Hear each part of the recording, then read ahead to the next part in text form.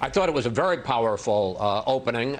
It had a lot of substance to it. It had a lot of technological slickness to it. The video of the events of January 6th, the use of graphics to make the points about what's in the Constitution, the historical precedent. I thought what was particularly in a legal, in a strict, as opposed to the emotional side, in a strict legal argument, I thought that Joe Neguse, the congressman from Colorado, made a particularly strong argument. And what he did was he took a conservative legal philosophy, originalism, textualism, read the Constitution exactly as it is written, and use that against the president. Well, you know, Mika, actually, as we explained earlier, yeah, Republicans don't really support originalism. They don't support textualism. I thought they. Well, I mean, I mean, only when it actually serves works their for purposes. them. Okay, yeah. I understand that. Fox News host Chris Wallace with that analysis of the case the House impeachment managers presented to the Senate yesterday. Joining us now, MSNBC chief legal correspondent and host of The Beat on MSNBC, Ari Melber. Senior opinion writer at the Boston Globe and an MSNBC contributor, Kimberly Atkins. She is a former trial and appellate litigation attorney and CEO of the Messina Group. Jim Messina, he served as White House Deputy Chief of Staff to President Obama and ran his 2012 re-election campaign. A great group to talk about all that went down yesterday. Thank you guys so much for being with us. We're going to get to impeachment in a second. But, Jim, I want to talk to you about just the pure politics of this, because we've been talking about it this morning. And we've been watching the pictures that the House impeachment managers put together, the video. It's not hard to connect the dots. And as you sit and you watch these images and you understand that while they're pictures of cop killers tearing through the Capitol, police officers being brutalized by Trump terrorists, you look at police officers being brutalized and beaten by an American flag. You then hear Republicans say, you know what, let's just give the president a mulligan on this. You see Marco going, you know, let's just move on. Let's not, you know, the cops were killed and a lot of cops were beaten up, brutalized, died.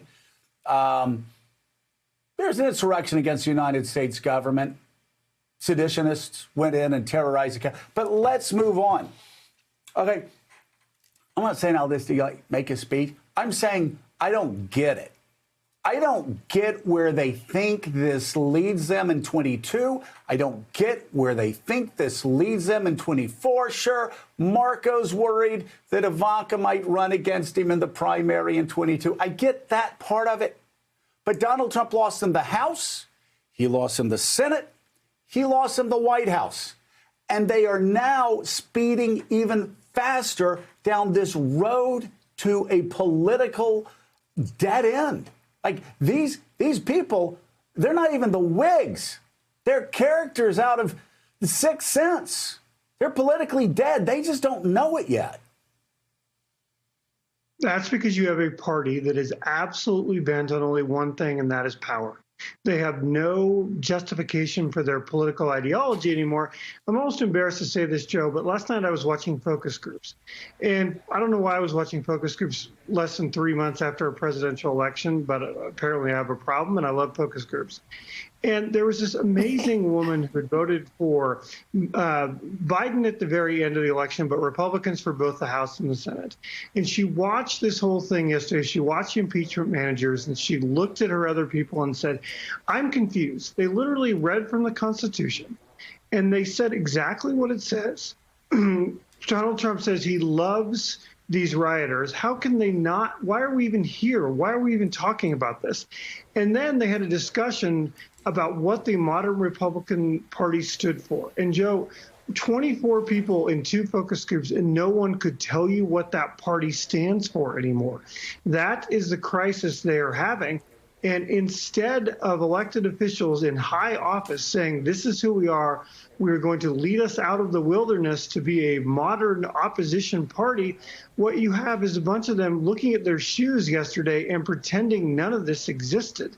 There's no leadership. Yeah. The country is confused, and what they are doing is really damaging to the country, because the country needs an opposition party that understands what it is and what its values are. And what you saw yesterday is a party bereft of ideas, and it just wants this whole thing to go away so they can get back to what they love doing, which is campaigning and raising money. There are no conservative values. There are no first principles that they follow anymore. It's all about following Donald Trump. And again, I just want to check one thing you said. You said they only want power. But here's the catch. Here's the rub. Donald Trump has led them away from power. They lost the House of Representatives. They lost the Senate. They lost the White House. This is not the path to power. This is the path to political oblivion. This is, again, a dead-end track that destroys the party forever. And I'm just wondering, is Liz Cheney the only person in the House other than Adam Kinzinger that gets this? Is Mitch McConnell, in sort of his subtle statements here or there, the only one in the Senate that understands this is a political path to nowhere? Hey, thanks so much for watching our YouTube channel. You can follow up on today's top stories and breaking news, or catch up on your favorite MSNBC shows all in one place. Download the NBC News app today.